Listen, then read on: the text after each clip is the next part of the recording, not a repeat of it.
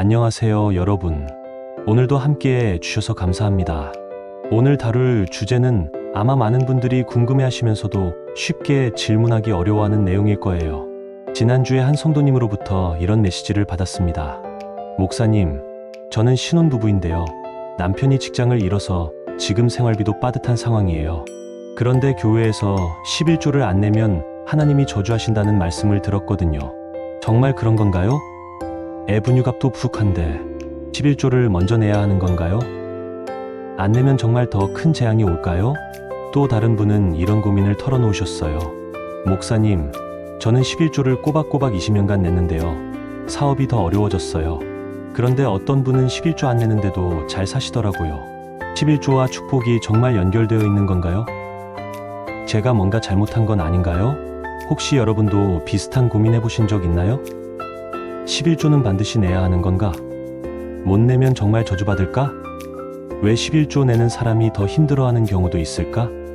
오늘은 이런 질문들에 대해 성경이 정말로 말하는 바를 정확히 살펴보려고 합니다. 헌금과 11조에 대한 오해들을 정리하고 하나님이 정말로 우리의 물질에 대해 어떻게 생각하시는지 알아보겠습니다.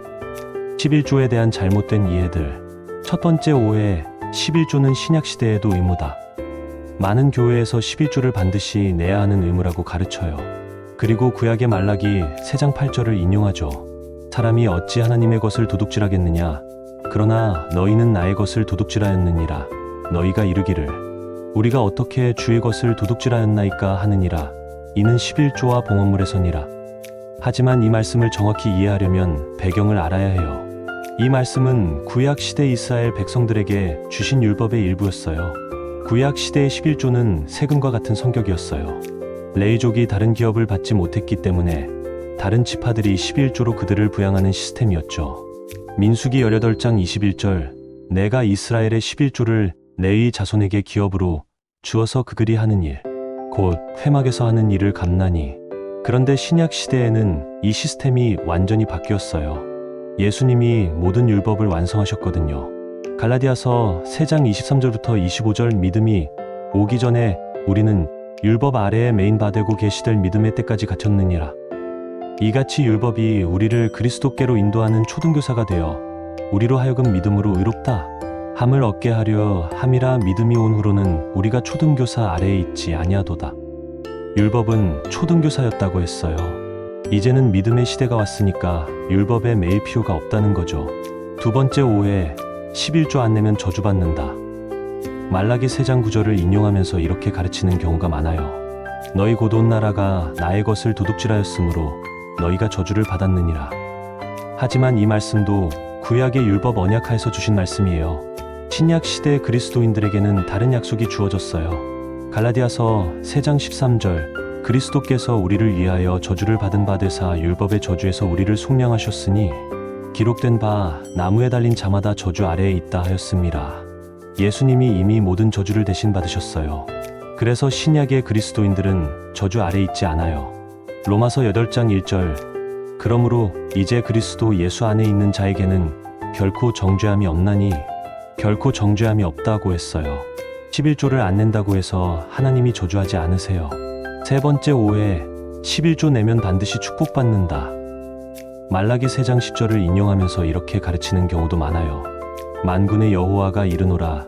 너희의 온전한 11조를 창고에 들여 나의 집에 양식이 있게 하고 그것으로 나를 시험하여 내가 하늘 문을 열고 너희에게 복을 쌓을 곳이 없도록 굳지 아니하나 보라. 하지만 이것도 구약의 언약이에요. 신약에서는 물질적 축복이 신앙의 척도가 아니라고 분명히 말해요. 누가복음 6장 20절, 예수께서 눈을 들어 제자들을 보시고 이르시되 가난한 자는 복이 있나니 하나님의 나라가 너희 것임이라. 예수님은 가난한 자가 복이 있다고 하셨어요. 물질적 부가 축복의 증거가 아니라는 거죠. 네 번째 오해, 11조는 반드시 세전소득의 10%여야 한다. 많은 교회에서 세전소득의 10%라고 가르쳐요. 하지만 구약의 11조는 훨씬 복잡했어요. 실제로는 여러 종류의 11조가 있었어요. 레위족을 위한 11조, 절기를 위한 11조, 가난한 자를 위한 11조, 모두 합치면 20% 이상이었어요. 그럼 지금도 20% 내야 하나요? 그렇지 않죠.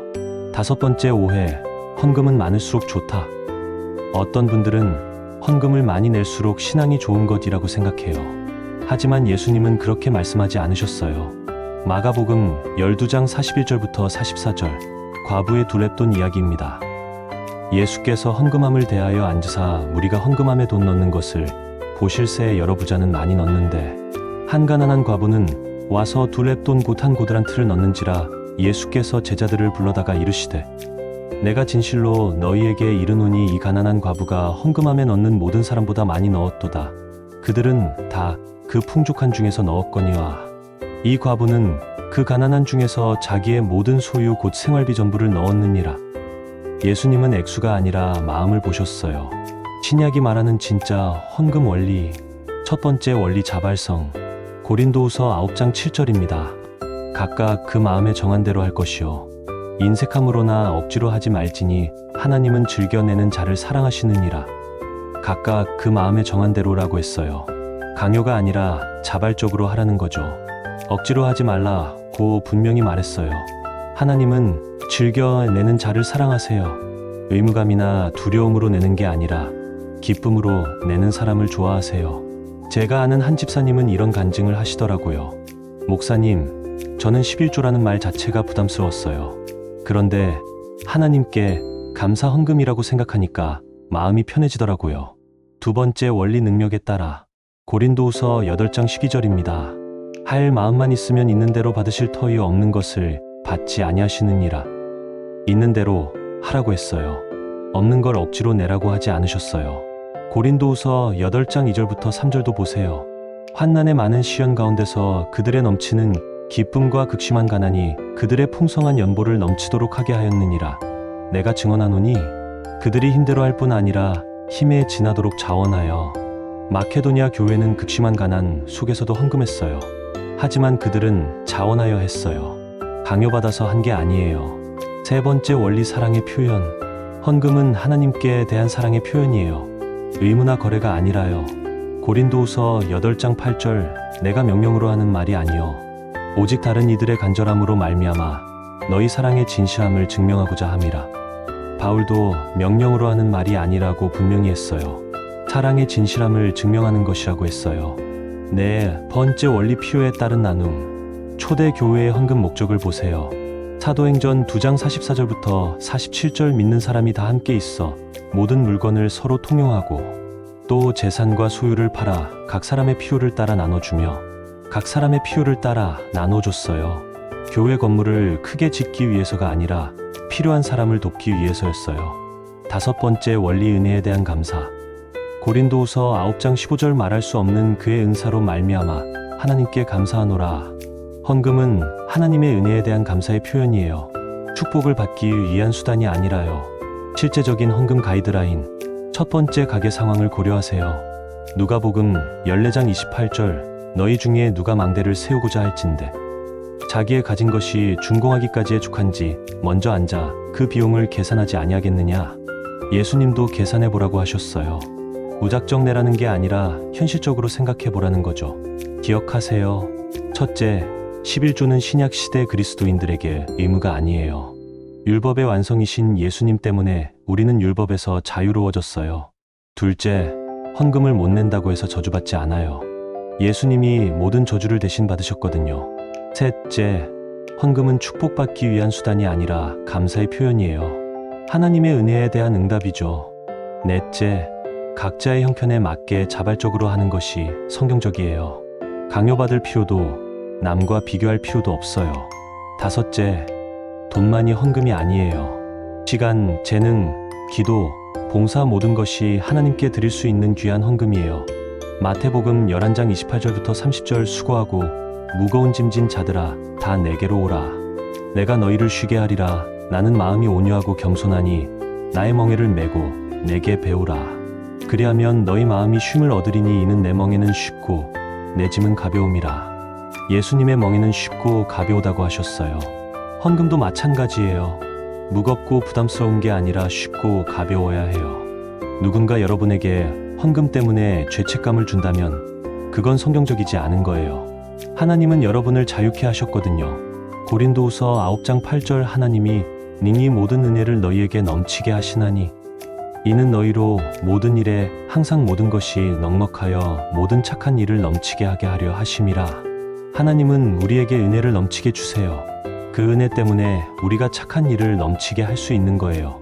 의무 때문이 아니라 은혜 때문에요. 제가 만난 한 성도님이 이런 간증을 해주셨어요. 목사님, 저는 11조라는 말만 들어도 스트레스였어요. 그런데 하나님께 감사 표현하기라고 생각하니까 마음이 편해지고 오히려 기뻐서 드리게 되더라고요. 액수는 예전보다 적어졌지만 마음은 훨씬 가벼워졌어요.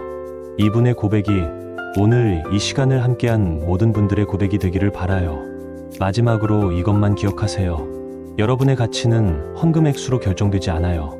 여러분은 하나님의 사랑받는 자녀이기 때문에 소중한 거예요. 그 사실을 잊지 마시고 자유함과 기쁨 속에서 하나님께 감사를 표현하며 살아가시기 바랍니다. 그리고 혹시 주변에 헌금 때문에 고민하시는 분이 계시다면 오늘 들으신 말씀을 나누어 주세요. 많은 분들이 불필요한 부담감을 갖고 계실 거예요. 오늘 이 말씀이 헌금에 대해 고민하시는 모든 분들에게 자유와 평안을 주기를 바랍니다. 그리고 우리 모두가 감사하는 마음으로 기쁨으로 하나님께 드리는 삶을 살아가기를 주님의 이름으로 축복합니다. 다음 시간에도 더 유익한 말씀으로 여러분과 만나겠습니다. 지금까지 함께해 주셔서 감사합니다. 샬롬. 기본 생활비 확보. 가족의 기본적인 생활비, 식비, 주거비, 교육비, 의료비는 먼저 확보하세요. 부채 상환 고려. 빚이 많다면 부채 상환도 중요한 청지기 사명이에요. 디모데전서 5장 8절 누구든지 자기 친족, 특히 자기 가족을 돌보지 아니하면 믿음을 배반한 자여 불신자보다 못한 자니라. 가족을 돌보는 것도 하나님이 주신 책임이에요. 두 번째, 점진적으로 늘려가세요. 처음부터 10%를 내려고 하지 마세요. 부담스러우면 1%부터 시작하세요. 누가복음 16장 10절 지극히 작은 것에 충성된 자는 큰 것에도 충성되고 지극히 작은 것에 불의한 자는 큰 것에도 불의하니라. 작은 것부터 시작해서 점차 늘려가는 것이 지혜로워요. 세 번째, 다양한 형태의 헌금을 고려하세요. 꼭 현금으로만 할 필요는 없어요. 시간 헌금, 교회 봉사나 이웃 돕기, 재능 헌금, 본인의 전문성을 활용한 봉사, 물질 헌금, 필요한 물품, 기증, 기도 헌금, 간절한 기도로 섬기기. 로마서 12장 1절 그러므로 형제들아, 내가 하나님의 모든 자비하심으로 너희를 권하노니 너희 몸을 하나님이 기뻐하시는 거룩한 산 제물로 드리라. 이는 너희가 드릴 영적 예배니라. 몸을 드리는 것이 진짜 예배라고 했어요. 네 번째, 용도를 분명히 하세요. 헌금이 어디에 쓰이는지 알 권리가 있어요. 교회 운영비, 목회자 사례, 교회 유지비, 선교비, 선교사 후원, 선교 사업, 구제비, 어려운 성도나 이웃 돕기, 건축비, 교회 건물 관련, 본인이 중요하게 생각하는 용도에 헌금할 수 있어요. 다섯 번째, 기쁨으로 하세요. 억지로 하지 마세요. 마음이 무거우면 잠시 쉬어가도 괜찮아요. 시편 100편 2절 기쁨으로 여호와를 섬기며 노래하면서 그의 앞에 나아갈지어다. 하나님은 기쁨으로 섬기는 것을 원하세요. 사부 헌금에 대한 잘못된 가르침들. 첫 번째, 헌금하면 10배로 받는다. 이런 가르침을 번영신학이라고 해요. 하지만 성경은 그렇게 말하지 않아요. 예수님의 제자들을 보세요. 대부분 가난하게 살았어요. 바울도 종종 굶주렸다고 했어요.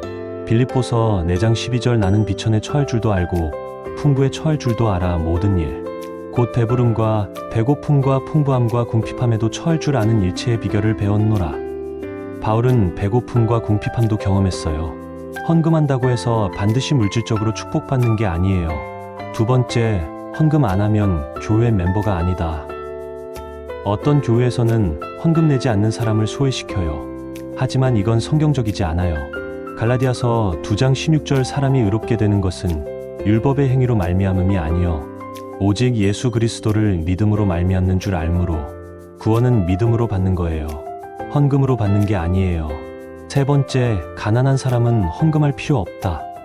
반대로 어떤 사람들은 가난하면 헌금 안 해도 된다고 생각해요. 하지만 이것도 잘못된 생각이에요. 과부의 두 렙돈 이야기를 다시 보세요. 예수님은 가난한 과부의 헌금을 가장 높이 평가하셨어요. 액수가 중요한 게 아니라 마음이 중요해요. 가난해도 감사한 마음으로 조금씩 드릴 수 있어요. 네 번째, 헌금은 반드시 교회에만 해야 한다. 꼭 교회에만 헌금할 필요는 없어요. 갈라디아서 6장 10절 그러므로 우리는 기회 있는 대로 모든 사람에게 착한 일을 하되 더욱 믿음의 가정들에게 할지니라. 선한 일이라면 어디든 할 수 있어요. 불우한 이웃 돕기, 사회복지기관 후원 등도 하나님이 기뻐하시는 일이에요. 각 상황별 조언, 경제적으로 어려운 분들에게 부담 갖지 마세요. 하나님은 여러분을 사랑하세요.